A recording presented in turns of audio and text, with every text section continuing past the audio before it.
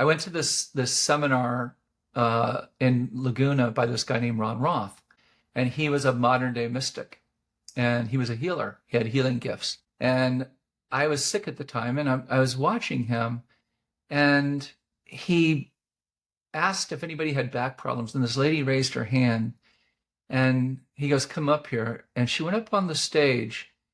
And she was looking at all of us, and it was obvious that one leg was like 3 or 4 inches shorter than the other. And she had a big hunchback. She was all bent over. Wow. And he said, "Would you like this healed?" And she said, "Yes." And he touched her spine, and within like 3 minutes, her leg grew to the same size as the other leg, and she straightened up. And he said, "That's the power of spiritual healing. That's the power of the Holy Spirit." And he said, "Who wants to learn how to do this?" And I was like, raising my hand. I'm like, "Woo, I want to learn how to do it." Right.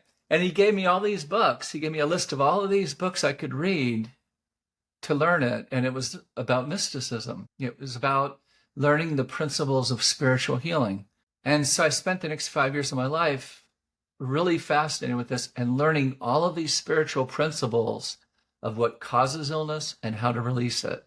And what our role is. Like, spirit will heal us in an instant, but we have a role to play. We have free will. And like, if you are holding like a complete amount of anger and hate towards someone and you're not willing to forgive it, you're going to hold it in your body, and it's going to create suffering, and it eventually could create health problems, right? So if the spirit goes to heal you, it also needs to heal your thoughts and perceptions associated with it. And if you don't give permission, it can't do that. It respects free will.